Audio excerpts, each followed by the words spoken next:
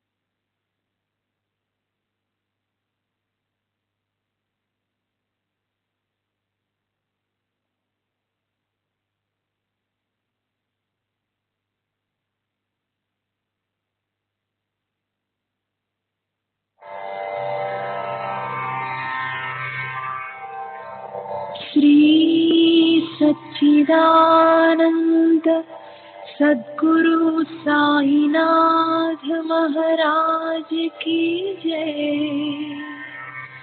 सद्गुरु श्री साईनाथुनि शरद बाबू जी की जय।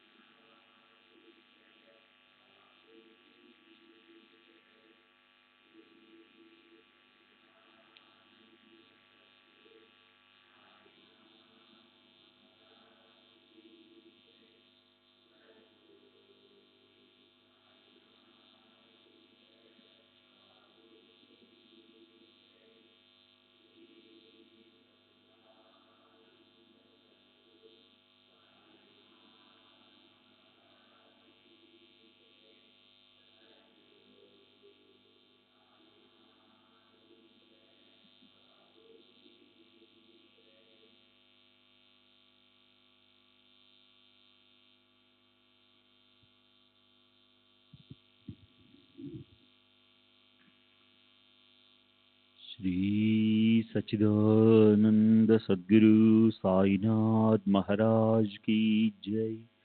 सद्गुरु श्री साईनाथ शरद बाबू जी की जय। శ్రీ సాయినాథాయ నమః. శ్రీ సాయిబాబా సత్య చరిత్ర 12వ అధ్యాయం, నిన్నటి తరువాయి.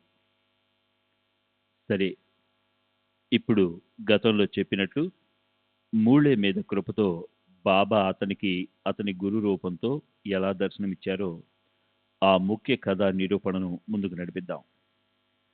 మూళే షిరిడీలో శ్రీమాన్ బాపు సాహెబ్ బుట్టిని కలుసుకొని వెంటనే తిరిగి వెళ్ళిపోవాలని అనుకున్నాడు. అతనికి ఆ అభిప్రాయం ఉన్నప్పటికీ అందులో బాబా సంకల్పం మరో విధంగా ఉంది. ఆ చమత్కారాన్ని, ఆ రహస్యాన్ని శ్రోతలు శ్రద్ధగా వినండి. అతను బుట్టిని కలవటం అయింది. భక్తులంతా మసీదుకు బయలుదేరారు. మూళేకి కూడా వెళ్లాలన్న కోరిక కలిగి భక్తులతో పాటు అతను బయలుదేరాడు. మూళే 6 శాస్త్రాలు అభ్యసించినవాడు. జ్యోతిష్ శాస్త్రంలో అత్యంత ప్రవీణుడు. అలాగే సాముద్రికంలో కూడా పూర్తిగా నిపుణుడు. బాబా దర్శనం అవటంతోనే అతను పరవశించిపోయాడు. బాబా భక్తులు ఆయనకు పాలకోవా, చక్కెర బిళ్ళలు, బర్ఫీలు, కొబ్బరికాయలు, నారింజ లాంటి ఫలాలను ఎంతో నిర్మలము, పాపరహితమైన అంతఃకరణతో సమర్పిస్తున్నారు. అంతేగాక అక్కడికి జామ పళ్ళు, అరటిపళ్ళు, చెరుకులు అమ్మే స్త్రీలు వస్తున్నారు. మనసుకు తోచినప్పుడు బాబా వారి వద్ద కూడా తమ జేబులోంచి డబ్బు ఖర్చు పెట్టి వాటిని కొంటున్నారు. తమ డబ్బు ఖర్చు పెట్టి బాబా మామిడి పళ్ళ బుట్టలను, అరటి పళ్ళను కూడా పుష్కలంగా కొని భక్తులకు పంచేవారు. ఒక్కొక్క మామిడి పండును చేతిలోకి తీసుకుని 2 అరచేతుల మధ్య నలిపి మెత్తబడిన తర్వాత భక్తులకు ఇచ్చేవారు. మామిడి పండును పెదవుల వద్ద పెట్టుకోగానే రసమంతా కడుపులోకి వెళ్ళిపోయేది. అంతెందుకు, పండుని రసంతో నిండిన గిన్నెలా నోటి వద్ద పెట్టుకుని తొక్కను టెంకను పారేయాలంతే. అరటిపళ్ళ తరహా అదో వింత. భక్తులు లోపలి గుజ్జు మాధుర్యాన్ని రుచి చూస్తే బాబా దాని తొక్కును రుచి చూసేవారు. ఎంత అద్భుతం! ఈ పళ్ళనన్నింటినీ బాబా తమ చేత్తో అందరికీ పంచేవారు. ఒక్కోసారి ఎప్పుడైనా మనసు కనిపిస్తే తాము ఒకటో అరో తినేవారు. నిత్యక్రమానుసారం కేవలం భక్తుల కోసం అరటిపళ్ళ బుట్టను కొని అప్పుడు భక్తులకు వాటిని పంచుతున్నారు. శాస్త్రి బువాకి బాబా పాదాలు చూసి ఎంతో ఆశ్చర్యం కలిగింది. చేతిలోని ధ్వజ వజ్రాంకుశ చిహ్నాలతో ఉన్న రేఖలను పరీక్షించాలని కోరిక కలిగింది. అప్పుడు బాబా భక్తుడు కాకా సాహెబ్ దీక్షిత్ ఆ దగ్గరలోనే ఉన్నాడు. అతను 4 అరటిపళ్ళు తీసి వాటిని బాబా చేతిలో పెట్టాడు. అప్పుడు ఎవరో బాబాతో ఇలా అన్నారు, బాబా, ఇతడు నాసిక్ క్షేత్రంలో నివసించే ముళే శాస్త్రి. గొప్ప పుణ్యం చేసుకుని ఉండడం వల్ల ఇతను మీ పాదాల వద్దకు వచ్చాడు. అతనికి పళ్ళు ప్రసాదంగా ఇవ్వండి. ఎవరు విన్నపం చేసినా చేయకపోయినా బాబా మనసులో ఆ సంకల్పం రాకుండా ఆయన ఎవరికి ఏది కూడా ఇవ్వరు లేదా చేయరు. ముళే అరటిపళ్ళు కాదు, బాబా అరచేతిని అడిగాడు. దానికోసం తన చేతిని ముందుకు చాపాడు. అయితే బాబా దాన్ని పట్టించుకోకుండా అందరికీ ప్రసాదం పంచుతున్నారు. మూళే బాబాతో, నాకు పళ్ళొద్దు, మీ హస్తాన్ని ఇవ్వండి, నాకు సాముద్రికం చూడటం వచ్చు అని విన్నపం చేసుకున్నాడు. అయితే బాబా అతనికి తమ హస్తాన్ని ఇవ్వలేదు. అయినప్పటికీ మూళే ముందుకి జరగసాగాడు. సాముద్రికం చూడడం కోసం చేయి చాచాడు. అయితే బాబా ఇటువైపు పొరపాటును కూడా చూడనైనా లేదు. అసలు ఆ విషయం తమకు పట్టనట్లే ఉన్నారు. చివరికి చాచిన మూళే చేతిలో బాబా ఆ 4 అరటిపళ్ళు పెట్టి అతన్ని కూర్చోమన్నారు. అంతేగాని మూళే చేతిలో తమ చేతిని పెట్టలేదు. ఎవరి జన్మంతా ఈశ్వరుడి కోసం తమ శరీరాన్ని కరిగించారో ఆయనకి సాముద్రికంతో అవసరం ఏమిటి? సాయి మహారాజ్ ఇచ్చలన్నీ నెరవేరాయి. ఆయన భక్తులకు తల్లిదండ్రులవుతారు. బాబా యొక్క నిరీచ్య స్థితిని, సాముద్రికం పట్ల ఆయనకున్న వైఖరి చూసి శాస్త్రి తన చేతిని వెనక్కి లాక్కొని బాబాను పరీక్షించే ఉద్దేశం విరమించుకున్నాడు. కొద్దిసేపు హాయిగా కూర్చుని తర్వాత భక్తులతో కలిసి వాడాకి తిరిగి వెళ్ళిపోయాడు. వాడాకి తిరిగి వచ్చాక మూళే స్నానం చేసి మడిగట్టుకుని, అంటే సంజ చేసుకునేటప్పుడు పూజా సమయంలోనూ శుభ్రంగా ఉండడం కోసం ఇతర అమంగళ పదార్థాల నుంచి దూరంగా ఉంచే ఉతికిన లేదా పట్టు వస్త్రం, అగ్నిహోత్రం అనే నిత్య విధిని ప్రారంభించాడు. ఇక్కడ నియమానుసారం బాబా లెండికి బయలుదేరి ఇలా అన్నారు, మనతో కాషాయం తీసుకురండి, ఈరోజు కాషాయ వస్త్రం ధరిద్దాం. అందరికీ ఆశ్చర్యం వేసింది. బాబాకి కాషాయంతో పనేమిటి? అందరికీ ఒకటే ఆలోచన. బాబాకి ఈరోజే కాషాయం ఎందుకు గుర్తొచ్చింది? బాబా మాటలు ఎప్పటిలాగానే నిగూఢంగా ఉన్నాయి. వాటి అర్థం ఎవరికి తెలుస్తుంది? అయితే విచారపూర్వకంగా చెవులతో వింటే అనేక అర్థాలు గోచరిస్తాయి. మహాత్ముల మాటలు ఎన్నటికీ నిరర్ధకం కావు. సదా అర్థపూర్ణంగాను నిగూఢంగాను ఉంటాయవి. వాటికి మూల్యం ఎవరు కట్టగలరు? మహాత్ములు మొదట ఆలోచించి ఆ తర్వాతే మాట్లాడతారు. అలాగే ఉంటుంది వారి నియమ పద్ధతి. అన్న ప్రకారమే వారు వ్యవహరిస్తారు. అందరికీ అంగీకార యోగ్యమైన సిద్ధాంతం ప్రకారం మహాత్ముల మాటలు ఎన్నటికీ అర్థహీనంగా ఉండవు. శ్రద్ధ పెట్టి చక్కగా పరిశీలించి చూస్తే అవి అర్థమవుతాయి. సరే, ఇక్కడ బాబా లెండి నుంచి తిరిగి వచ్చాక నగారా, కొమ్ము బూరలు వాయించడం మొదలుపెట్టారు. బాబు సాహెబ్ జోగ్ మధ్యలో హడావిడిగా మూళేతో, హారతి వెళ్ళింది, మసీదుకు వస్తారా అని అడిగాడు. అయితే అది శాస్త్రి మడికి పెద్ద ఇబ్బంది కనుక అతను ఇలా జవాబిచ్చాడు, 3వ జాము అంటే మధ్యాహ్నం 4 తర్వాత దర్శనం చేసుకుంటాను. జోగ్ అప్పుడు హారతికి అన్ని తయారు చేసుకున్నాడు. ఇక్కడ మసీదుకి తిరిగి వచ్చి బాబా తమ ఆసనం మీద మాట్లాడుతూ కూర్చున్నారు. అందరి పూజ ముగిసింది. హారతికి సామగ్రి సిద్ధం చేశారు. ఇంతలో బాబా ఇలా అన్నారు, తీసుకురండి, ఆ కొత్త బ్రాహ్మణుడి దగ్గర నుంచి దక్షిణ తీసుకురండి. అది విని బాబు సాహెబ్ బుట్టి స్వయంగా వెంటనే దక్షిణ అడగడానికి వెళ్ళాడు. మూళే అప్పుడే స్నానం చేసి మడిబట్ట కట్టుకుని హాయిగా ఆసనం మీద కూర్చున్నాడు. అప్పుడు ఆ కబురు విని మూళే మనసులో సందేహం కలిగింది. నేనెందుకు దక్షిణ ఇవ్వాలి? నేను పవిత్రమైన అగ్నిహోత్ర బ్రాహ్మణుడిని. బాబా ఎంత గొప్ప మహాత్ముడైనా నేనేమన్నా ఆయన ఆజ్ఞను పాటించే శిష్యుడినా లేక భక్తుడినా? నన్నెందుకు ఈయన దక్షిణ అడుగుతున్నారు? ఈ ప్రకారంగా అతని మనసు సందిగ్ధంలో పడింది. సాయి లాంటి వారు దక్షిణ కోసం కోటీశ్వరుడు బుట్టిని కబురు తీసుకురావడం మూళే మనసులో మొదట సందేహం కలిగినప్పటికీ అతను దక్షిణ తీసుకెళ్లాడు. మూళే మనసులో మరో సంశయం ప్రారంభమైంది. ప్రారంభించిన పనిని అలాగే వదిలేసి మసీదుకి ఎలా వెళ్ళాలి? అలా అని కాదని కూడా అనలేం. సంశయాత్మకుడికి నిశ్చయం ఉండదు. అతని మనసు నిరంతరం ఊగిసలాడుతూ ఉంటుంది. అతని ప్రగతి కూడా ఇక్కడ అక్కడ కూడా ఉండదు. అలాంటి వాళ్ళకి త్రిశంఖ లాంటి స్థితి అంటే సూర్యవంశంలోని ఓ ప్రసిద్ధ రాజు విశ్వామిత్రుడు అతన్ని స్వర్గానికి పంపాడు. కానీ అక్కడికి ప్రవేశం లభించకపోవడం వల్ల అతని మధ్యలోనే వేలాడుతూ ఉండిపోయాడు. త్రిశంఖ లాంటి స్థితి కలుగుతుంది. చివరికి మూళే వెళ్ళడానికే నిశ్చయించుకున్నాడు. శ్రీ సచిదానంద సద్గురు సాయినాథ్ మహారాజ్ కీ జై. సద్గురు శ్రీ సాయినాథ్ శరద్ బాబూజీ కీ జై.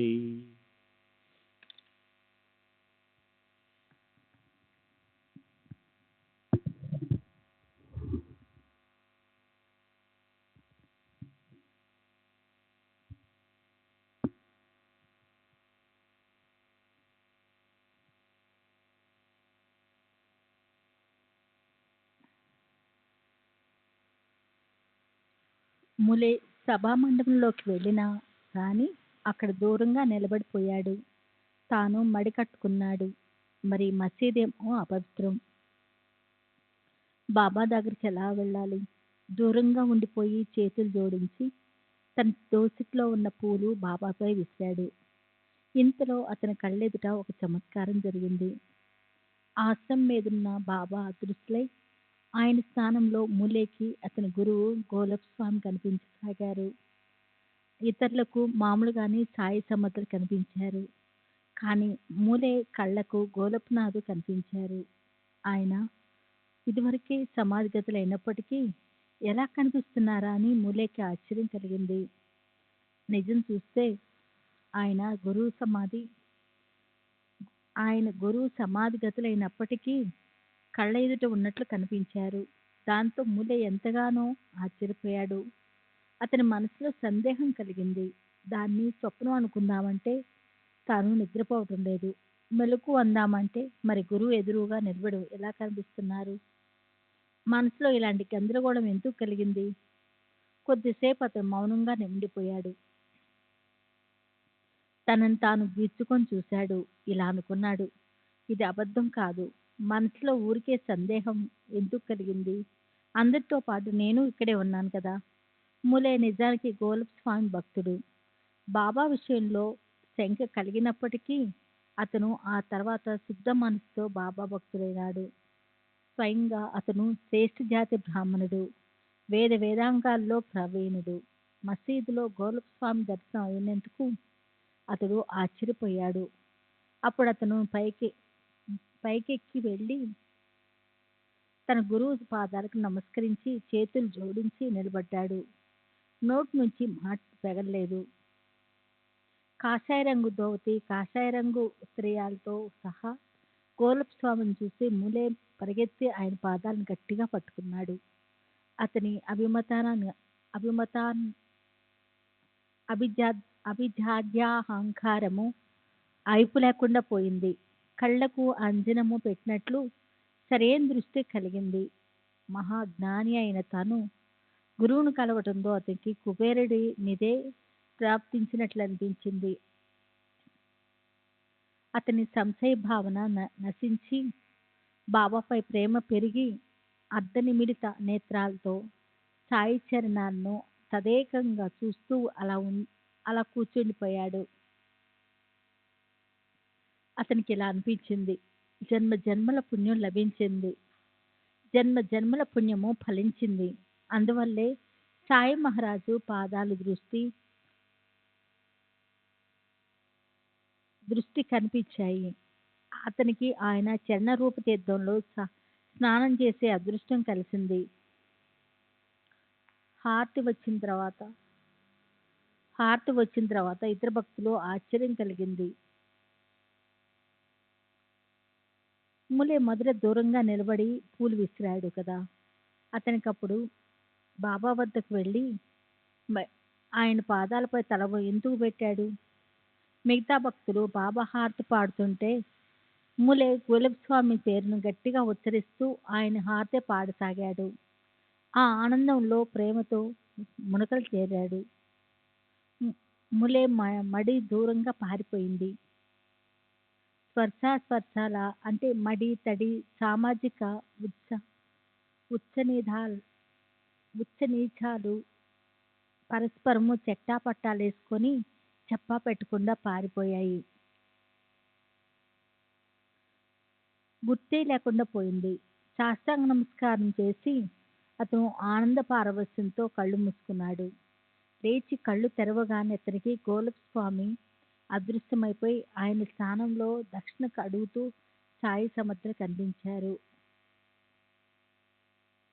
శారదాచంద్రికలు వెదజల్లుతూ హాయినిచ్చే బాబా యొక్క ఆ ఆనంద స్వరూపమూర్తిని చూసి ములే చిత్తవృత్తి తటస్థమైంది. తన మూలస్థితిని అతను మర్చిపోయాడు. ఈ విధంగా సాయి మహారాజ్ చేసిన చమత్కారం చూసి ములే ఆకలి దప్పులు నశించిపోయాయి. తన గురుదర్శన సుఖాన్ని పొందడంతో అతనికి ఎంతో హర్షం కలిగింది. మనసుకి సంతృప్తి కలిగి అతను బాబా ముందు సాష్టాంగపడ్డాడు. ఆనందాశ్రువులు జారిపోగా బాబా చరణాలపై తలలుంచి అతను నమస్కరించాడు. ఎంతో కొంత దక్షిణ ఇచ్చి మళ్ళీ ఆయన చరణాలపై తలనుంచాడు. కనురెప్పల మాటు నుంచి ఉబికిన ప్రేమాశ్రులు జలజలా రాలి శరీరము రోమాంచమైంది. కంఠము పూడుకుపోయింది. మనసులో అష్టభావాలు నిండిపోయాయి. ఇలా అనుకున్నాడు మనసులో. సందేహం పటాపంచలైపోయింది. నా గురుదర్శనం అయింది. బాబా ఆ లౌకిక లీలను చూసి ములేతో పాటు అందరికీ కంఠము రుద్ధమైంది. ఈ అనుభవంతో అక్కడున్న వారందరికీ కాషాయం యొక్క అర్థము స్మరించింది. అదే సాయి, అదే ములే. కానీ అతని మధ్యలో ఎలా మారిపోయాడు? ఇదే వారి మనసుకు సంతోషం కలిగించింది. బాబా కుశలతను ఎవరు తెలుసుకోగలరు? ఆయన లీలలను అర్థం చేసుకోవటానికి కఠినము. అలాగే ఒక రెవెన్యూ అధికారి సాయి దర్శనం చేసుకోవాలనే కోరికతో తనతో పాటు తన డాక్టరు మిత్రుని తీసుకుని షిరిడి బయలుదేరాడు. డాక్టర్ బ్రాహ్మణుడు, శ్రీరాముడు భక్తుడు, స్వయంగా సత్ప్రవర్తనతో ఉంటూ స్నాన సంధ్యలు శాస్త్రాల్లో చెప్పబడిన ఆచరణను నియమంగా పాటించటాన్ని ఇష్టపడే వ్యక్తి. సాయిబాబా ముసల్మాను. తన ఆరాధ్య దైవము సీతాపతి శ్రీరాముడు కనుక తాను బాబాకి నమస్కరించను అని అతడు మొదటే తన మిత్రుడికి చెప్పాడు. ముసల్మాన్ పాదాలకు నమస్కరించడం మనసుకు నచ్చదు కనుక షిరిడీకి పోవటానికి మొదటి నుంచి నేను శంకిస్తూనే ఉన్నాను అని కూడా అన్నాడు అతను. ఆయన పాదాలపై పడమని నిన్నెవరూ అడగరు, లేదా బలవంతమూ చేయరు. ఎవరైనా అడుగుతారేమని అనుకోవద్దు. షిరిడి వెళ్తానని మనసులో నిశ్చయించుకో. బాబా కూడా తమకు నమస్కరించమని అడగరు. ఈ ప్రకారంగా రెవెన్యూ అధికారి వాగ్దానం చేశాక డాక్టర్కి వెళ్ళాలన్న కోరిక కలిగింది. అప్పుడు మిత్రుడి మాటలపై విశ్వాసం పెట్టి అన్ని సంశయాలను దూరం చేసి దృఢ నిశ్చయంతో అతను సాయి దర్శనానికి వెళ్ళాడు. అయితే ఆశ్చర్యం ఏమిటంటే అతను షిరిడీకి వచ్చి మసీదుకి వెళ్ళినప్పుడు అతనే మొదట సాష్టాంగ నమస్కారం చేశాడు. అది చూసి అతని మిత్రుడు ఆశ్చర్యం కలిగింది. అతను ఇలా అడిగాడు, నీ నిశ్చయాన్ని అలా మర్చిపోయావు. నీవు ఆ ముసల్మాన్కి మాకన్నా ముందే ఎలా సాష్టాంగం చేశావు? అప్పుడు ఆ డాక్టరు ఆశ్చర్యకరమైన సంగతి చెప్పాడు. నేను శ్యామవర్ణంలో సౌందర్య లొల్లాకిస్తూ కుసుమ కోమలంగా నాజుగ్గా చక్కటి అవయవ సౌష్ఠవంతో ఉన్న శ్రీరాముణ్ణి చూశాను. వెంటనే శుద్ధ మనసుతో నమస్కరించాను. అతను అదే ఆసనం మీద కూర్చున్నాడు. అందరితో మాట్లాడుతున్నాడు. అర నిమిషంలో సాయి రూపము కనిపించసాగింది. అందుకే నాకు ఆశ్చర్యం కలిగింది. ఇదేమన్నా కల కాదు కదా. ఆయన ముసల్మాను కాదు. ఆయన యోగ సంపన్న అవతార పురుషుడు. చోకా మేళ అంటే విఠల భక్తుడు. జాలితో అం- అంత్యజ్ఞుడు. రోహిదాసు చెప్పులు కుట్టేవాడు. కసాయివాడు. సజ్జన హింస చేసేవాడు. వీరి జాతిని గురించి ఎందుకు ఆలోచిస్తాము? కేవలం జగతికి ఉపకారం చేయడం కోసం, జనన మరణ పరిభ్రమం నుంచి తప్పించడం కోసం తమ నిర్గుణ నిరాకార రూపాన్ని వదిలేసి ఈ మహాత్ములు జగత్తులో అవతరిస్తారు. వీరు కేవలం కోరికలు తీర్చే కల్పతరువులే. ఈ క్షణంలో సాయి, మరో క్షణంలో రాముడు. నా అహము అనే అజ్ఞానము ఆయనకి సాష్టాంగం చేయగానే నశించిపోయింది. మన్నా డాక్టర్ అలా నియమం పెట్టుకున్నాడు.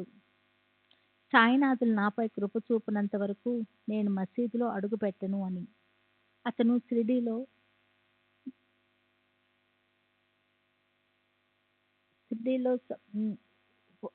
ఉపవసించారు. ఈ ప్రకారంగా 3 రోజులు గడిచిపోయాయి.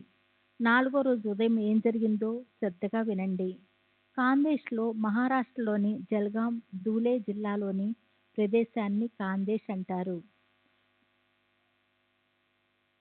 ఉండే డాక్టర్ మిత్రుడొకడు అనుకోకుండా సాయినాథన్ దర్శనానికి వచ్చాడు. అతను 9 సంవత్సరాలు తర్వాత కలిశాడని డాక్టర్ ఎంతో ఆనందపోగలిగింది. డాక్టర్ కూడా ఆ మిత్రుని వెనుక మసీదు దర్శనానికి వెళ్ళాడు. వెళ్ళి నమస్కరించగానే బాబా డాక్టర్ని ఇలా అడిగాడు. ఏం డాక్టర్, నిన్నిక్కడికి మేము రమ్మని పిలవటానికి నీ దగ్గర ఎవరైనా వచ్చారా? మరి ఎందుకు వచ్చావో చెప్పు. అలా మనసుకి గుచ్చుకునే ఆ ప్రశ్నను విని డాక్టర్ సిగ్గుపడ్డాడు. తాను చేస్తున్న నిశ్చయం గుర్తొచ్చి మనసులో పశ్చాత్తాపం కలిగి ఎంతో బాధపడ్డాడు. అయితే ఆ రోజు అర్ధరాత్రి అతనిపై బాబా కృప కలిగి అతడు నిద్రపోతున్నప్పుడు పరమానంద స్థితి మాధుర్యాన్ని రుచి చూపారు. తర్వాత డాక్టర్ తన గ్రామానికి వెళ్ళిపోయినప్పటికీ ఆ సంపూర్ణ స్వానంద స్థితి అనుభవం 15 రోజులలాగానే ఉండిపోయింది. 15 రోజులు అలాగే ఉండిపోయింది. అతనికి సాయి చరణాలలో భక్తి పెరిగింది. ఇలా సాయి యొక్క వినూత్నమైన అనుభవాలను చెప్తూ పోతే గ్రంథము విస్తరిస్తుంది. అయితే అది అపరిమితం అవుతుందేమోనన్న భయంతో ఆపుతున్నాను. మొదట ములే కథ విని శ్రోతలు చిత్తానికి ఆశ్చర్యం కలుగుతుందేమో కానీ అందులో సారాన్ని బోధని వారు అర్థం చేసుకోవాలి. ప్రతి వారు తమ గురువులపై దృఢ విశ్వాసం పెట్టాలి. మరి వేరే ఎక్కడా ఉండకూడదు. ఆ భావార్థాన్నే మనసులో దృఢంగా పెట్టుకోవాలి. ఇంతకన్నా బాబా చేసిన ఈ లీలలో మరొక కారణం నాకు కనిపించడం లేదు. ఎవరు ఏమని ఆలోచించినా అర్థం మాత్రం ఇదే. తమ గురువుకి గొప్ప కీర్తి ఉన్నా, అసలు కీర్తి లేకపోయినప్పటికీ తమ గురువు వద్దే విశ్వాసం ఉండాలి. అదే ఇందులోని ఉపదేశము. పురాణ గ్రంథాలు శోధించినప్పటికీ వాటి నిండా ఇదే ఉపదేశం ఉంటుంది. అయినప్పటికీ ఇలాంటి అనుభవాలు కలగకుండా ఆ మాటల్లో విశ్వాసం పెట్టలేము. తమకి స్వయంగా ఖచ్చితంగా విశ్వాసం లేకున్నా స్వయంగా ఆత్మనిష్ట ఉన్నట్లు ప్రదర్శిస్తారు. వారి జన్మలో కలిగే కష్టాలన్నీ అడుగడుగునా స్పష్టంగా కనిపిస్తాయి. ఇదం చ నాస్తి పరం చన. ఇది ఉండదు, అది ఉండదు. ఎప్పటికీ మనసుకి ఏదో ఒక చింత. ఒక్క క్షణం కూడా మనసుకి శాంతి ఉండదు. ముక్తులమన్న గొప్పలు మాత్రం చెప్పుకుంటుంటారు. సరే, రాబోయే అధ్యాయం దీనికన్నా మరింత మాధుర్యంగా ఉంటుంది. శ్రీ సచ్చిదానంద సద్గురు సాయినాథ్ మహారాజ్ కి జై. సద్గురు శ్రీ సాయినాథ్ శరత్ బాపూజీ కి జై.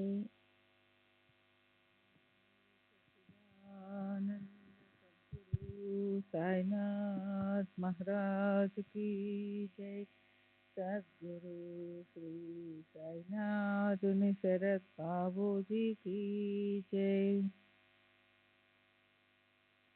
సరే, రాబోయే అధ్యాయం దీనికన్నా మరింత మాధుర్యంగా ఉంటుంది. పదే పదే తీసుకునే సాయి దర్శనం అపరిమిత ఆనంద అనుభవాన్ని కలిగిస్తుంది. భక్త భీమాజీ పాటిల్ క్షయరోగం ఎలా పోగొట్టారు, అతనికి నానాసాహెబ్ చందోర్కర్ మీదున్న నమ్మకాన్ని బాబా అనుభవాన్ని ఇచ్చి ఎలా చూపించారో అది తెలుస్తుంది. దర్శనంలో అలాంటి గొప్పతనం ఉంది. ఎవరు తమ కేవల దర్శనంతోనే పాపా నుంచి ముక్తులను చేస్తారో వారు ఈ లోకంలోని సుఖాలను ఒళ్ళో వేస్తారు, పరలోకంలోని భోగాలను కూడా పూర్తిగా అనుభవింప చేస్తారు.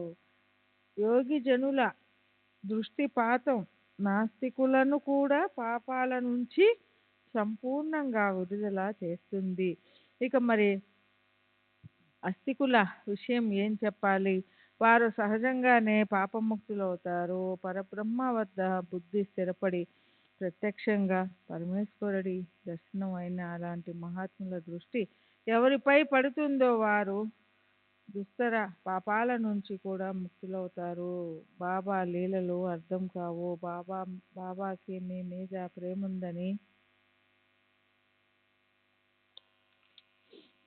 తెలుసుకున్న వాళ్ళు, తెలియని వాళ్ళు కూడా అందరూ శుద్ధ మనసుతో వినండి.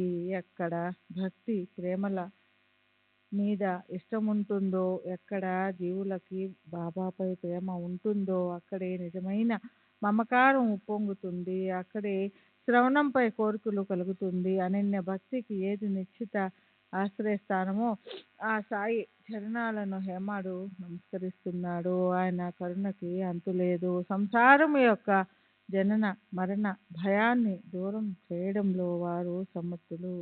సర్వులకి శుభమస్తు. ఈ ప్రకారంగా సత్పురుషులు సజ్జనులు ప్రేరణ కలిగించిన భక్త హేమాడు పంతు రచించిన శ్రీ సాయి సమర్థుల సత్య చరిత్రలోని శ్రీ సంత గోలపు రామ దర్శనం అనే పేరు గల 12వ అధ్యాయం ముగిసింది. శ్రీ సద్గురు సాయినాథార్పమస్తు. శుభం భవతు.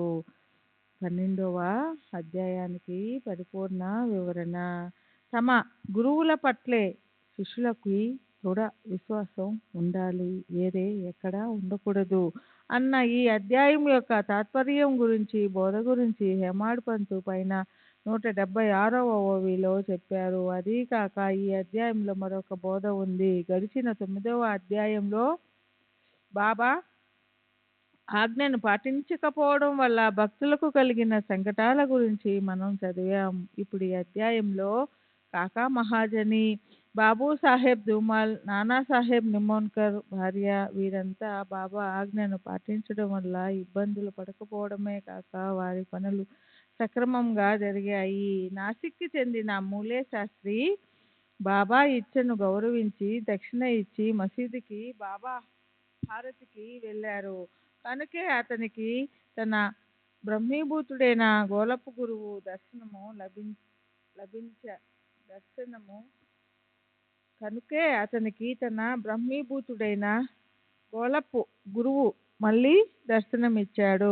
మనం నిశ్చయం చేసుకుంటాం, కానీ మనకి వాటి పూర్వపరాలు తెలియవు. మహాత్ములకు మన హితాహితాల గురించి తెలుసు, వారికి తెలియని విషయం అంటూ ఉండదు. భూత భవిష్యత్ వర్తమానాల జ్ఞానం వారికి అరచేతిలో ఉసిరి పండే.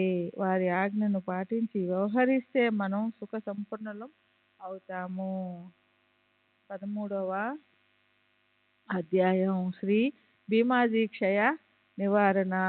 శ్రీ సాయిబాబా భీమాజీ పాటిల్ క్షయరోగాన్ని నయం చేయడం. శ్రీ గణేశ్వరునికి నమస్కారం, శ్రీ సరస్వతీదేవికి నమస్కారం, శ్రీ గురు మహారాజుకి నమస్కారం, శ్రీ కుల దేవతలకి నమస్కారం, శ్రీ సీత శ్రీ రామచంద్రులకి నమస్కారం, శ్రీ సద్గురు సాయినాథులకి నమస్కారం. శ్రీ సాయిబాబా మాటలు ఒక్క వాక్యంలో సంక్షిప్తంగా భావాన్ని వ్యక్తం చేసేటట్లుగా ఎంతో చిన్నవిగా ఉండేవి. అయితే అర్ధ గాంభీర్యం వల్ల వాటిని తెలుసుకోవడం కష్టంగా ఉండేవి.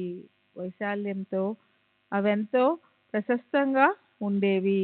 అయితే ఐక్యతలో కూడా అవి అలాగే ఉండేవి. అలా బాబా మాటలు వాటిలోని భావార్థం మూలంగా ఎంతో గంభీరంగా ఉండేవి. ఎప్పటికీ నిరర్ధకంగా లేదా వ్యర్థ ప్రేలాపనలుగా ఉండేవి కావు. ఎంతో సౌమ్యంగా, శాంతంగా, అత్యంత అమూల్యమైనవిగా ఉండేవి. మొదటి నుంచి చివరి వరకు ఒక్కలాగే ఉండాలి. దైవశాత్తు ప్రాప్తించిన దానితో తృప్తిపడి వ్యవహరించాలి.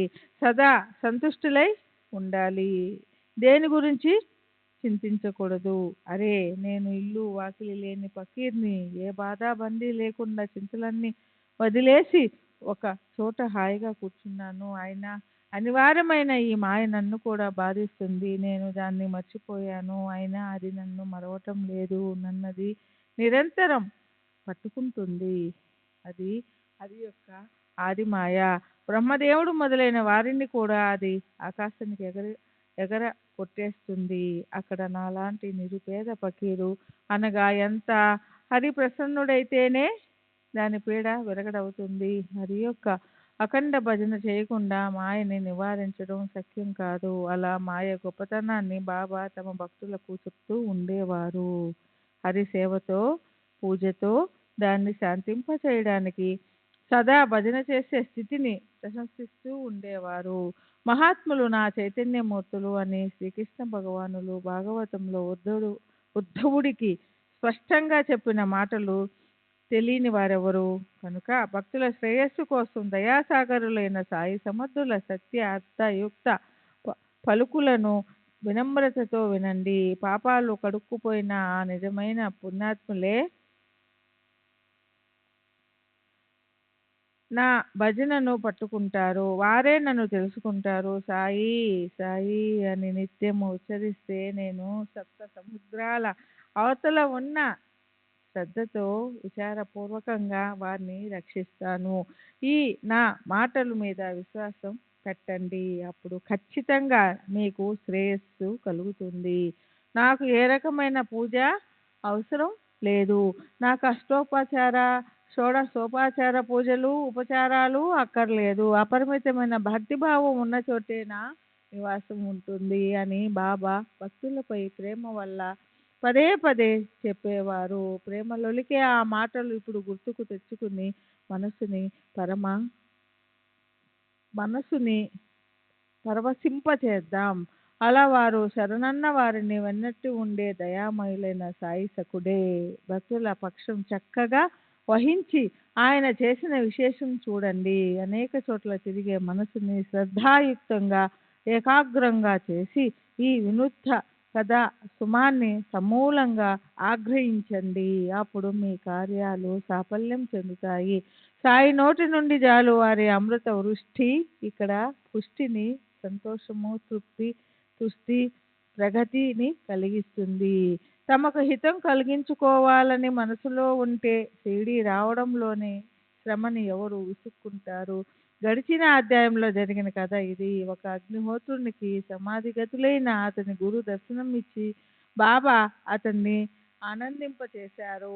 ఇప్పుడు ఈ అధ్యాయం అంతకంటే మధురంగా ఉంటుంది. క్షయరోగంతో కృంగి కుసించిన భక్తుణ్ణి స్వప్నంలో శిక్షించి బాబా అతనికి ఆరోగ్యాన్ని ప్రసాదిస్తారు. కాబట్టి భావిక భక్తులు పాపాలను నాశనం చేసే నిగూఢమైన ఈ సాయినాథుని చరిత్రను బాగా శ్రద్ధగా వినండి.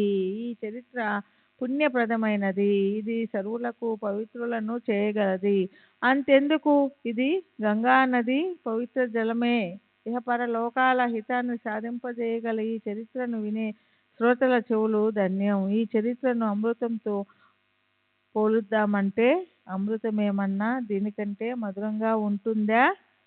అమృతం కేవలం ప్రాణాన్ని రక్షిస్తుంది, కానీ ఈ చరిత్ర మాత్రం జన్మ రాహిత్యాన్ని ఇస్తుంది. తమకు సంపూర్ణ అధికారం ఉందని భావించే ప్రాణులు తమకు ఇష్టమొచ్చినట్లు తాము చేయగలమని భావించేవారు ఈ కథను విని తీరాలి. నిజంగానే జీవుడు ఒకవేళ స్వతంత్రుడైతే మరి సుఖ సుందరి కోసం రాత్రింబవళ్ళు కష్టపడినా కూడా అతనికి దుఃఖమే ఎందుకు కలుగుతుంది? ఇది విధి ఆడే వింత ఖేల.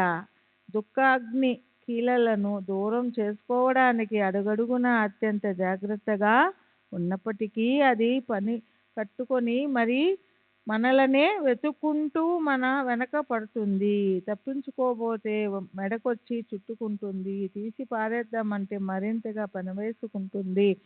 అహో రాత్రులు ఎంతో శ్రమపడి అలసిపోయే జీవుల ఈ చేతలు వ్యర్థ ప్రయాసాలే.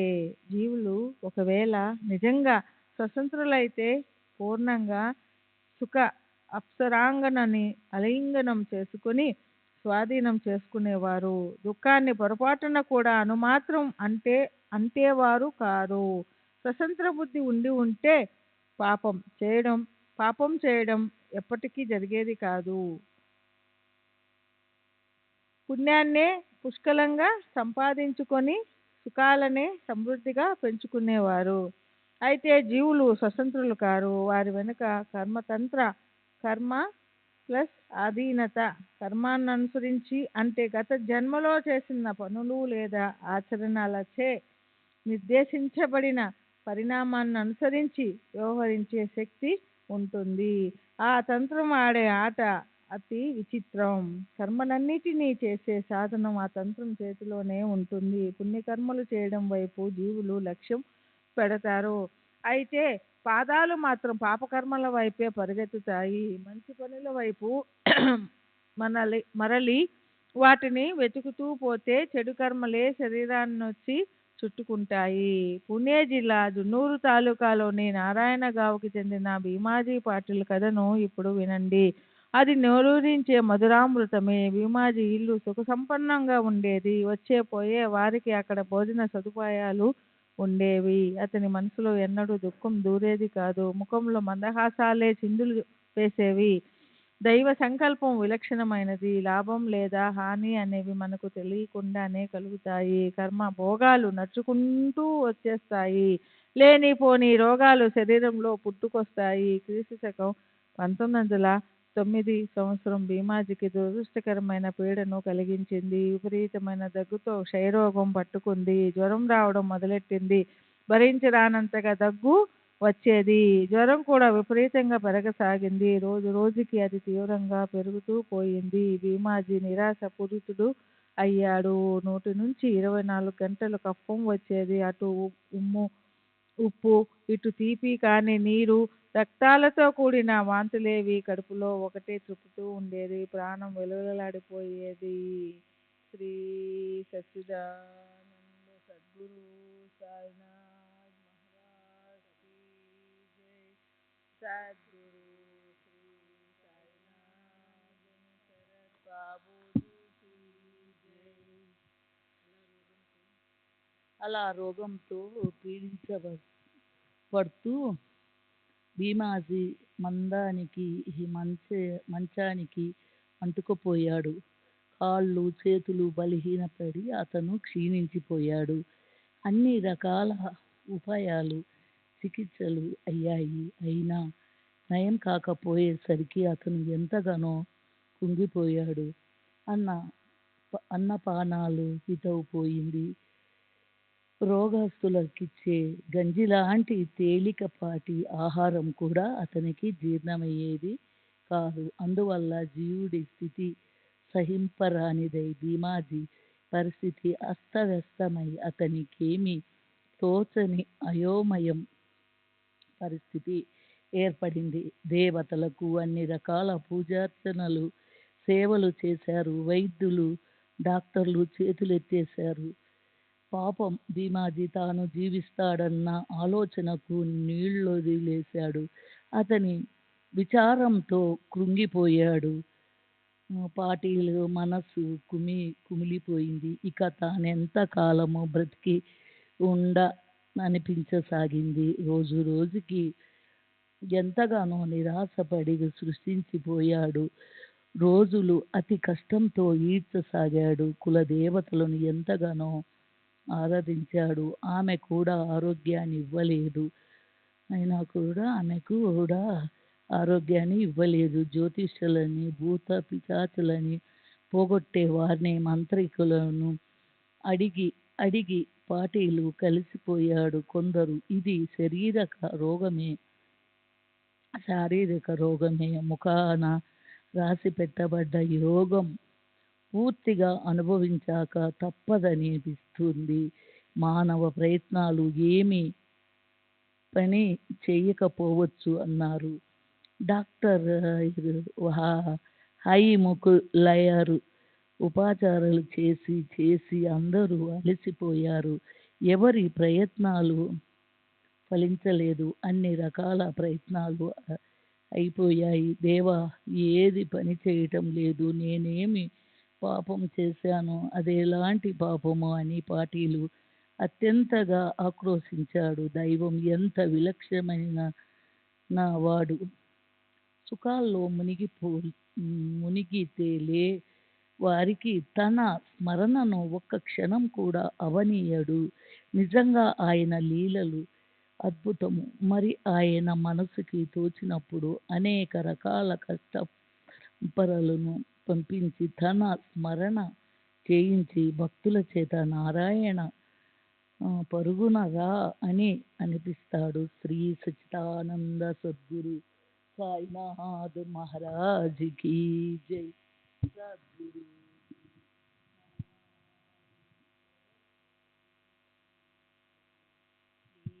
सच्चिदानंद सद्गुरु साईनाथ महाराज की जय. सद्गुरु श्री साईनाथ निसरत బాబూజీకి జై. సరే, దుఃఖంతో వ్యాకులం చెందిన భీమాజీ పిలుపుని విని దేవుడు వెంటనే పరవళ్ళు తొక్కే ప్రేమతో పరుగున వచ్చాడు. నానాసాహెబ్ చాందోర్కర్కి లేఖ వ్రాయాలి అనిపించింది భీమాజీకి.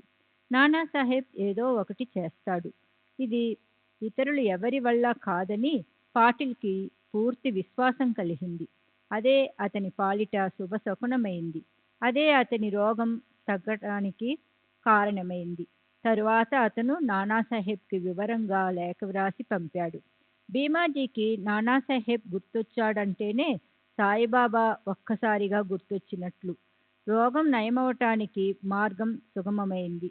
మహాత్ముల చాతుర్యం తర్కానికి అందినది. అది కాలచక్రపు రచనే అయినప్పటికీ అక్కడ కూడా ఈశ్వరుడి సంకల్పమే ఉంటుంది. కనుక ఎవరైనా సరే మరో రకంగా ఆలోచించి ఊరికే గొప్పలు చెప్పుకోకూడదు. మంచి చెడు కర్మల సూత్రధారి ఈశ్వరుడే. చంపేవాడు ఆయనే, తప్పించేవాడు ఆయనే, చేసేవాడు ఆయనొక్కడే. పాటిల్ చాందోర్కర్కి ఇలా వ్రాశాడు: మందులు తిని తిని నా ప్రాణానికి విసుగొచ్చింది. బతుకు మీద విరక్తి పుట్టింది. లోకమంతా శూన్యంగా అనిపిస్తుంది. డాక్టర్లంతా ఆశలు వదిలేశారు. రోగం నయం కాదని నిశ్చయించారు. హకీములు వైద్యులు కూడా అలిసిపోయారు. నా ఆశలు అడుగంటిపోయాయి. అయినా మీ పాదాలకు ఒకే ఒక విన్నపం. నన్ను వచ్చి మీరు తప్పక కలవండి. ఇదే నా మనసులోని ఆకాంక్ష. చాందోర్కర్ ఆ లేఖను చదివాడు. అతని మనసు కూడా బాధ అనిపించింది. భీమాజీ గొప్ప వ్యక్తి. నానాకి జాలి వేసింది. అతను జవాబు రాశాడు: సాయిబాబా పాదాలు పట్టుకోవటమే, అదొక్కటే వైద్యం లేదా నయం కావటానికి మార్గం. ఆయనే తల్లి తండ్రి. ఆయనే అందరికీ కరుణ కురిపించే అమ్మ. పిలవగానే పరుగున వచ్చి దయతో అక్కున చేర్చుకుంటారు. పిల్లలకు ఎలా తృప్తి కలుగుతుందో అది అమ్మకే తెలుస్తుంది. ఆయన దర్శనంతో కుష్ఠవ్యాధే నయమవుతున్నప్పుడు ఇక క్షయరోగమనహా ఎంత? ఏ మాత్రము సందేహించకు, వెళ్ళు. ఆయన పాదాలు గట్టిగా పట్టుకో. భక్తులు కోరినవన్నీ ఇచ్చేయటమే సాయిబాబా వ్రతం. కనుక చెప్తున్నాను, త్వరపడు, ఆయన దర్శనం చేసుకో. భయాల్లో కల్లా అతిపెద్ద భయం మరణం. అది కాక మరొకటి ఏమైనా ఉందా? వెళ్ళి సాయి పాదాలు గట్టిగా పట్టుకో. ఆయనొక్కరే నిన్ను నిర్భయులుగా చేయగలుగువారు. ఇక్కడ భీమాజీ బాధ సహింపరానిదైంది. అతని ఆయుష్ చివరి స్థితికి వచ్చింది. నానా లేఖ చదువుకుని సాయిబాబాని ఎప్పుడెప్పుడు కలుద్దామా, ఎప్పుడెప్పుడు తన కార్యాన్ని సాధించుకుందామా అని పాటిల్ కనిపించింది. అతనికి ఎంతో కంగారు పుట్టింది. సామానంతా సర్దండి, రేపే ప్రయాణానికి సిద్ధం కండి, షిరిడీ మార్గం పట్టుకుందామన్నాడు. ఈ ప్రకారంగా దృఢ నిశ్చయం చేసుకుని అందరి దగ్గర సెలవు తీసుకుని పాటిల్ సాయి మహారాజు దర్శనం కోసం షిరిడీకి బయలుదేరాడు. భీమాజీ తన వెంట బంధువులను తీసుకుని వెంటనే బయలుదేరాడు. షిరిడీ తనకి ఎప్పుడెప్పుడు కనిపిస్తుందా అని అతను మనసు ఉవ్విళ్ళూరుతుంది. మసీదు ఎదురుగా ఉన్న 4 వీధుల కూడలి వద్దకి బండి వచ్చి ఆగింది. 4 మనుషులు భీమాజీని ఎత్తి మసీదులోకి తెచ్చారు. నానాసాహెబ్ అతని వెంటనే ఉన్నారు. సాయిబాబా చరణ కమలాలను సులభంగా లభింపచేయగల మాధవరావు అక్కడికొచ్చాడు. పాటిల్ని చూసి, బాబా శ్యామ, ఇలాంటి దొంగలను ఎంతమందిని తెస్తావు నా మీదకు? ఇలా చేయడం ఏమన్నా బావుందా అన్నారు. భీమాజీ సాయి పదద్వయంపై తలపెట్టి ఇలా అన్నాడు. ఓ సాయినాథ, ఈ అనాథపై కృప చూపండి. ఓ దీననాథ, నన్ను కాపాడండి. పాటిల్ వ్యధను చూసి సాయినాథునిలో కారుణ్యం సుధారసదారులు ఉప్పొంగాయి. అప్పుడే తన దుఃఖం ఇలా దూరమవుతుందని పాటిల్కి విశ్వాసం కలిగింది. భీమాజీ పాటిల్ అలా అన్వస్తుడవటం చూసి మృత జీవితాన్ని అమృతమయంగా మార్చగల కృపాసాగరులైన సాయి సమర్థులు మనసు ఎంతగానో ద్రవించిపోయింది. నిండు జాబిల్లి కురిపించే పండు వెన్నెల్లాంటి చిరునవ్వులు చిందిస్తూ ఇలా అన్నారు. ఇప్పుడు ఇక్కడ కూర్చో, చింత వదిలేయి, విచారగ్రస్తంగా ఉండకు, ఊరకే మనస్తాపం పెట్టుకుని దుఃఖించకు. షిరిడీలో అడుగు పెట్టగానే నీ ప్రారబ్ధం అంతమైంది. సంకటాల సాగరంలో మెడలోతున మునిగి ఉన్నా, లేక మహా దుఃఖాల గోతిలో పూడ్చిపెట్టబడ్డా కానీ ఈ మసీది తల్లి మెట్లెక్కిన వారు సుఖిస్తారని తెలుసుకో. ఇక్కడి ఫకీరు గొప్ప దయామయుడు. నీ వ్యధను సమూలంగా పెకలింపజేస్తారు. ఆయన గొప్ప కరుణామయుడు. ప్రేమతో నిన్ను కాపాడుతారు. కనుక నీవు హాయిగా ఉండు. వెళ్ళి భీమాబాయి ఇంట్లో ఉండు. 1-2 రోజుల్లో నీకు నయమవుతుంది. సాయిబాబా నోటి నుంచి జాలువారిన ఆ మాటలు విన్నప్పుడు మరణించే మనిషిపై సుధామృతదారులు సృష్టి కురిసి వెంటనే ప్రాణాలు తిరిగి వచ్చినట్లు అనిపించి పాటిల్కి తృప్తి కలిగింది. మరణ మార్గాన్ని పట్టిన వాడికి అమృతం లభించినట్లు, దాహంతో పరితపించే వాడికి నీరు లభించినట్లు పాటిల్కి తృప్తి కలిగింది. మొదట ప్రతి 5 నిమిషాలకు అతని నోట వెంట రక్తం పడేది. అయితే బాబా ఎదుట 1 గంటసేపు కూర్చున్న మీదట అది తగ్గిపోయింది. రోగం ఏమిటని పరీక్షించి చూడలేదు. రోగం ఎందుకు వచ్చింది అని కారణము అడగలేదు. కేవలం కృపాదృష్టితో రోగాన్ని వెంటనే సమూలంగా పెకిలించి పారేశారు. మహాత్ముల కృపామృత దృష్టే చాలు. ఎండిపోయిన కట్టకు అంకురాలొస్తాయి. వసంత ఋతువు లేకపోయినప్పటికీ చెట్లకి సౌరభాలు వెదజల్లే పూల గుత్తులు వికసిస్తాయి. అవే మనోహరమైన ఫలాలతో నిండిపోతాయి. రోగమేమిటి, ఆరోగ్యమేమిటి? పుణ్య పాపాలు నశించకుండా లేదా వాటిని అనుభవించకుండా అవి వదిలిపోవు. ఇతర ఉపాయాలు పనిచేయవు. కేవలం అనుభవిస్తే మాత్రమే అవి నశించిపోతాయి. ఇదే జన్మల పర్యంతము ఖచ్చితంగా జరిగే సంఘటన. అనుభవించకుండా మరో ఉపాయంతో అవి నివృత్తి కాదు. అయితే అలాంటప్పుడు అదృష్టవశాత్తు కలిగిన ఒకానొక మహాత్ముడి దర్శనం వ్యాధి అనే దుఃఖాన్ని నశింపచేయగల ఔషధం.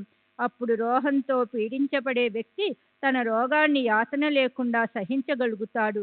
రోగం కఠోరమైన పీడలను లేదా క్లేశాలను అనుభవింపచేస్తుంది.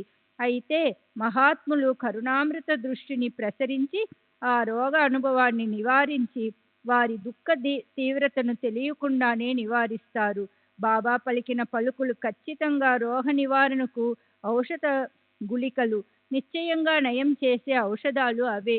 ఒక్కసారి నల్ల కుక్కచే పెరుహన్నం తినిపించి ఒక భక్తుడి చలి జ్వరాన్ని నయం చేశారు. కథలో పిట్ట కథేమిటి అనిపించవచ్చు, కానీ ఈ సారాంశాన్ని వింటే అది ఉచిత కథ అని తెలుస్తుంది. సరే, అసలు వాటిని గుర్తు చేసేవాడు కూడా సాయే. నా కథను నేనే చెప్తాను అని సాయి చెప్పారు. ఆయనే ఇప్పుడు ఈ కథను నాకు గుర్తు తెప్పించారు. శ్రీ సచ్చిదానంద సద్గురు సాయినాథ్ మహారాజ్ కీ జై. సద్గురు శ్రీ సాయినాథ్ నిసరత్ బాబూజీ కీ జై. सद्गुरु साईनाथ महाराज की जय. सद्गुरु श्री साईनाथ निसरत बाबू जी की जय. బాలా గణపతి అనే పేరు గల ఓ దర్జీ బాబాకు గొప్ప భక్తుడు. అతను ఒకసారి బాబా ముందుకొచ్చి ఎంతో దీనంగా ఇలా విన్నపం చేశాడు. బాబా, నేనేం పాపం చేశానో గాని నన్ను ఈ చలిజ్వరం వదలటం లేదు. ఎన్నో ప్రయత్నాలు చేశాను, అయినా కూడా ఇది నా దేహాన్ని వదలటం లేదు. ఇప్పుడు నేనేం చేయను? చెట్ల మందులు మొదలైన అన్ని ఔషధాలు అయ్యాయి. ఇప్పుడు మీరే నాకు ఈ జ్వరాన్ని తగ్గించగల ఉపాయం చెప్పాలి. అప్పుడు బాబా మనసులో దయామృతం ఉప్పొంగింది. ఆయన ఇలా అన్నారు, లక్ష్మీదేవి గుడి దగ్గర నల్ల కుక్కకు కొన్ని పెరుగన్నం ముద్దలు తినిపిస్తే నీ రోగం వెంటనే నయమవుతుంది. బాలా భయంగా ఇంటికెళ్ళి చూస్తే అక్కడో గిన్నెలో అన్నము దాని పక్కన పెరుగు కనిపించాయి. బాల మనసులో ఇలా అనుకున్నాడు, పెరుగన్నం అయితే దొరికింది, కానీ గుడి పక్క ఇప్పుడు నల్ల కుక్క ఉంటుందా? అయితే బాలాది అనవసరపు చింతే అయింది. చెప్పిన చోటికి పోయి చూస్తే ఓ నల్ల కుక్క తోకాడిస్తూ ఎదురుగా రావటం అతనికి కనిపించింది. యోగం అలా కలిసి రావటం చూసి బాలాకు గొప్ప ఆనందం కలిగింది. దాంతో పెరుగన్నం తినిపించి ఆ కబురు బాబాకు చెప్పాడు. తాత్పర్యం చెప్పాలంటే ఇప్పుడు జరిగిన దాని గురించి ఎవరేమనుకున్నప్పటికీ అప్పటి నుంచి చలి జ్వరం పోయింది. అతనికి విశ్రాంతి దొరికింది. అలాగే ఓసారి బాబుసాహెబ్ బూటీకి కడుపులో అస్వస్థత వల్ల అదే పనిగా విరోచనాలతో పాటు వాంతులవసాగాయి. అతని అలమార అన్ని రకాల మందులతో నిండి ఉంది, కానీ అందులోని ఒక్క మందు కూడా పనిచేయలేదు. బాబుసాహెబ్ మనసులో ఎంతో గాబరపడ్డాడు, విచారగ్రస్తుడైనాడు. ఆగకుండా అయ్యే విరోచనాలతో అతనెంతో నీరసపడ్డాడు. నిత్య నియమానుసారం బాబా దర్శనం కోసం వెళ్దామన్నా అందుకు కూడా అతనికి శక్తి లేకపోయింది. ఈ సంగతి బాబా చెవిన పడింది. ఆయన బాబు సాహెబుని పిలిపించి తమ ఎదుట కూర్చోబెట్టుకొని ఇలా అన్నారు, ఖబర్దార్, ఇక మీదట మల విసర్జనకు వెళ్ళకూడదు, వాంతులు కూడా ఆగిపోవాలి. తరువాత అతని వైపు చూసి తర్జనీతో బెదిరిస్తూ మళ్ళీ అవే మాటలన్నారు. గమ్మత్తు ఏమిటంటే ఆ మాటల భయంతో 2 రోగాలు పారిపోయాయి. బూటీకి నయమైంది. మరొకసారి షిరిడీలో కలరా ప్రబలినప్పుడు దాంతో బూటీ చాలా అవస్థపడ్డాడు. వాంతులు విరోచనాలు విపరీతంగా అయి అతని ప్రాణాలు దాహంతో విలవిల్లలాడాయి. కడుపులో వికారం పుట్టింది. డాక్టర్ పిల్లే ఆ దగ్గరలోనే ఉన్నాడు. అతను అన్ని ఉపాయాలు చేశాడు. చివరికి ఏది ఉపయోగపడలేదు. అప్పుడు పిల్లే బాబా వద్దకెళ్ళాడు. జరిగినదంతా చెప్పి ఇలా అడిగాడు, కాఫీ త్రాగించమంటారా, నీరు త్రాగించనా, ఏం మంచిది? బాబా ఇలా అన్నారు, అతనిచే ఆక్రూట్, బాదం, పిస్తాలను వేసిన పాలు త్రాగించమని. అదే అతనికి జావల, పప్పు, నూకలు మరిన్ని నీళ్లలో ఉడికించి చేసిన ద్రవం మీది తేట పనిచేస్తుంది. అప్పుడు అతని దాహం తీరి వెంటనే రోగం తగ్గుతుంది. నిజంగానే ఆ జావ తాగగానే బూటీ బాధ తగ్గిపోయింది. ఆక్రూట్, పిస్తా, బాదం తింటే కలరా తగ్గడం అనేది చాలా ఆశ్చర్యం. అయితే బాబా మాటలపై ఉన్న విశ్వాసంతోనే అన్నీ సఫలమవుతాయి. అక్కడ సందేహంతో పని లేదు. ఒకసారి ఆలందీకి చెందిన ఓ స్వామి సాయి సమర్థుల దర్శనం చేసుకోవాలనే కోరికతో షిరిడీ గ్రామానికి వచ్చాడు. బాబా నివాసమైన మసీదుకు చేరుకున్నాడు. అతనికి చెవికి సంబంధించిన అనారోగ్యం, అందువల్ల అతనికి శాంతి, నిద్ర కరువయ్యాయి. శస్త్రచికిత్స చేసినప్పటికీ పిసరంతైనా ప్రయోజనం కలగలేదు. పోటు విపరీతంగా పెరిగిపోయింది. ఏ ఉపాయమూ పనిచేయలేదు. కనుక షిరిడీ నుంచి వెళ్ళిపోవాలనుకుని బాబా ఆశీస్సుల కోసం అతను మసీదుకెళ్ళాడు. సాయి చరణాలకు నమస్కరించి విభూతి ప్రసాదం లభించిన తరువాత స్వామి సదా సర్వదా నాపై కృప చూపమని తనని ఆశీర్వదించమని కోరాడు. మాధవరావు దేశపాండే అప్పుడు అక్కడే ఉన్నాడు. అతను స్వామి చెవి వ్యాధి గురించి బాబాకి విన్నపం చేశాడు. బాబా కూడా అల్లా అచ్చా కరేగా, అల్లా మంచి చేస్తారు అని స్వామికి ధైర్యం చెప్పారు. అలా ఆశీస్సులు లభించాక స్వామి తిరిగి పూణే వెళ్ళిపోయాడు. అతని నుంచి 8 రోజుల తర్వాత ఓ జాబు వచ్చింది. బాబా ఆశీర్వదించిన మరుక్షణం చెవిపోటు తగ్గిపోయింది. వాపు మాత్రం అలాగే ఉండిపోయింది. మళ్ళీ శస్త్రచికిత్స చేయాలని ముంబైకి వచ్చి ఇదివరకటి డాక్టర్ దగ్గరే చూపించుకున్నాను. మరి బాబాకి ఈ ఇబ్బంది గురించి ఎలా తెలిసిందో ఏమో గాని చెవి వద్ద ఉన్న వాపు డాక్టర్కి కనిపించలేదు. డాక్టర్ ఇప్పుడు శస్త్రచికిత్స చేయవలసిన అవసరం లేదు అన్నాడు. ఈ ప్రకారంగా బాబా కేవల ఆశీర్వాదంతో స్వామి భయంకర చింత దూరం అవటం అందరికీ ఆశ్చర్యం కొలిపింది. శ్రీ సచ్చిదానంద సద్గురు సాయినాథ్ మహారాజ్ కీ జై. సద్గురు శ్రీ సాయినాథ్. శ్రీ సచ్చిదానంద సద్గురు సాయినాథ్ మహారాజ్ కీ జై. సద్గురు శ్రీ సాయినాథ్ శరద్ బాబూజీ కీ జై. అలాంటిదే మరో కథ ఈ సందర్భంలో చెప్పటం ఉచితం అనిపిస్తోంది. ఇప్పుడు ఈ కథను శ్రోతలకు చెప్పి ఈ అధ్యాయాన్ని ముగిస్తాను. మసీదు సభా మండపంలో నేల మీద బండలు పరచడం మొదలవ్వడానికి 8 రోజుల ముందు కాకా మహాజన్కి సహింపరాని అజీర్ణం చేసింది. అతనికి విపరీతంగా విరోచనాలు అవసాగాయి. అతనెంతో బాధపడ్డాడు. అతను లోలోపల బాబాయిపై భారం వేసి ఔషధాలు కానీ చిట్కాలు కానీ ఏ మందులు కానీ వాడలేదు. సాయిబాబా పూర్ణ సర్వజ్ఞుడని మహాజనికి తెలుసు కనుక అతను ఆ బాధను బాబాకి చెప్పలేదు. ఆయన తలుచుకున్నప్పుడే దాన్ని బాగు చేస్తారని విశ్వాసం ఉండటం వల్ల అతను ఆ వ్యాధిని భరించాడు. ప్రారబ్ధాన్ని ఆనందంగా అనుభవిస్తాను, కానీ పూజలో మాత్రం అవాంతరం కలగకూడదు అన్న ప్రబల ఇచ్చ కాక మనసులో ఉంది. తర్వాత ఆ విరోచనాలు ఎప్పుడు ఎన్ని అయినా సరే హారతి మాత్రం తప్పిపోకూడదని కాక ఏం చేశాడో చూడండి. ఒక చెంబు నిండా నీరు నింపుకొని చీకట్లో కూడా అది చేతికందేటట్లు దాన్ని మసీదులో ఒక మూల పెట్టాడు. స్వయంగా బాబా పాదాలు నొక్కటం కోసం బాబా దగ్గర కూర్చున్నాడు. హారతికి ఎప్పుడూ ఉండాలన్న తన నియమాన్ని పాటించాడు. కడుపులో విరేచనానుమానం కలిగినప్పుడు చేతికందేంత దూరంలో ఉంచుకున్న చెంబు తీసుకొని ఏకాంత స్థలానికి వెళ్ళి శౌచ్యం పూర్తి చేసుకుని తిరిగి వచ్చేవాడు. సరే, అప్పుడు తాత్యాబా నేలపై బండలు పరిచే పనికి అనుమతి అడిగినప్పుడు బాబా అతనితో ఏమన్నారో వినండి. నేను లెండికి పోతున్నాను. అక్కడి నుండి తిరిగి వచ్చాక ఈ బండలు పరిచే పని మొదలు పెట్టండి. తర్వాత బాబా తిరిగి వచ్చారు. ఆసనంపై కూర్చున్నారు. కాకా మహాజన్ వచ్చి ఆయన పాదాలు నొక్కటం ప్రారంభించాడు. అప్పుడు కోపర్గాం నుంచి గుర్రబళ్ళొచ్చాయి. వాటిల్లోంచి బొంబాయి నుండి వచ్చిన భక్తులు దిగారు.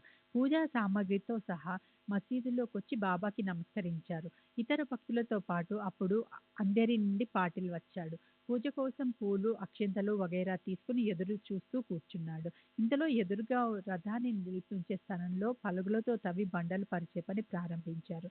శ్రీ సచ్చిదానంద సద్గురు సాయినాథ్ మహారాజ్ కీ జై. సద్గురు శ్రీ సాయినాథ్ శరద్ బాబూజీ కీ జై. పలుగు శబ్దం విని బాబా విచిత్రంగా అరిచారు. భయంకరంగా కళ్ళు ఉరిమారు. వెంటనే నరసింహావతారం ధరించారు. పలుగుతో ఎవరు కొట్టేది? వాళ్ళ నడుం విరిచేస్తాను అని బాబా సట్కా తీసుకొని లేచారు. అందరూ భయపడిపోయారు. కూలీలు పలుగుని వదిలేసి పారిపోయారు. అందరూ లేచి పరిగెత్తారు. కాకా కూడా భయపడ్డాడు. ఇంతలో బాబా అతని చెయ్యి పట్టుకొని ఇలా అన్నారు, ఎటు పోతున్నావు? కూర్చో. అప్పుడు తాత్యా కోతే లక్ష్మీబాయి వచ్చారు. వారిని చూసి బాబా ఇష్టం వచ్చినట్లు శాపనార్థాలు పెట్టారు. ప్రాంగణం బయట ఉన్న వారిని కూడా బాబా చివాట్లు పెట్టారు. ఇంతలో బాబా అక్కడ పడి ఉన్న వేయించిన వేరుశనగ పప్పు గింజల సంచిని చేతితో తీసుకున్నారు. బాబా కోపగించినప్పుడు భయంతో అన్ని వైపులా పారిపోయిన వారిలో ఒకరిదై ఉండొచ్చు ఆ సంచి. ఆ పప్పులో 1 కిలో ఉండి ఉంటాయి. బాబా గుప్పెటతో వాటిని బయటకు తీసి చేతుల్లో నలిపి ఊది పొట్టు తీయడం మొదలుపెట్టారు. అప్పుడు శుభ్రం చేయబడ్డ ఆ గింజలను మహాజనికి తినమని ఇచ్చారు. ఒకవైపు శాపనార్థాలు పెట్టడం, మరోవైపు గింజలు నలిపి ఇవ్వడం నడిచింది. ఆయన మహాజనితో తినేసేయ్ అంటూ అతని చేతిలో శుభ్రం చేసిన గింజలు పెట్టారు. కొన్ని తన నోట్లో వేసుకున్నారు. ఈ ప్రకారంగా ఆ సంచిలో ఉన్నవన్నీ అయిపోయాయి. గింజలు అయిపోయాక ఇలా అన్నారు, నాకు దాహమేస్తుంది, నీళ్లు తీసుకురా. కాకా చెంబు నిండా నీళ్లు నింపి తీసుకొచ్చాడు. అవి తాము త్రాగి కాకాని త్రాగమన్నారు. కాకా నీరు త్రాగిన తరువాత ఆయన, వెళ్ళు, ఇప్పుడు నీ విరోచనాలు తగ్గిపోయాయి. ఆ బ్రాహ్మణులంతా ఎక్కడ చచ్చారు? వెళ్ళి వాళ్ళని తీసుకురా. తరువాత భక్తులు వచ్చారు. మసీదు ఇదివరకు లాగానే క్రిక్కిరిసిపోయింది. బండలు పరిచే పని మళ్ళీ మొదలైంది. కాకా అజీర్ణం నయమైంది. విరోచనాలకి ఇదేమి మందు? ఇక్కడ సత్పురుషుల మాటలే మందులు. మహాత్ముల మాటలని ప్రసాదంగా భావించే వారికి వేరే మందులు అవసరం లేదు. హర్దా పట్టణానికి చెందిన ఓ వ్యక్తి కడుపు నొప్పితో 14 సంవత్సరాలు బాధపడ్డాడు. అన్ని ప్రయత్నాలు చేశాడు. అతని పేరు దత్తోపంత్. అతను షిరిడీలో సాయి అనే గొప్ప మహనీయులున్నారు. ఆయన దర్శనం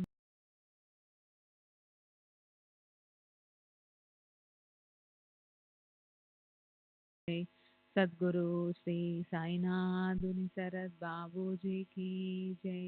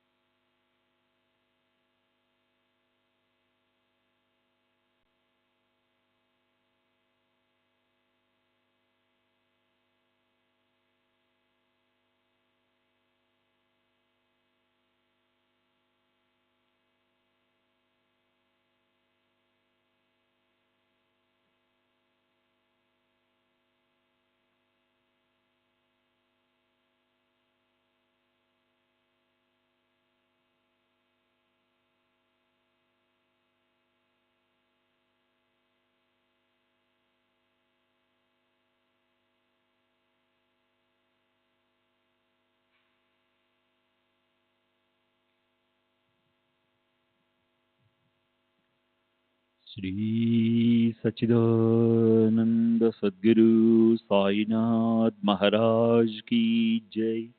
सद्गुरु श्री साईनाथ शरद बाबू जी की जय। साई रहम नजर करना, बच्चों का पालन करना। साई रहम नजर करना, बच्चों का पालन करना। जाना तुमने जगत पसार, सब ही झूठ जमाना।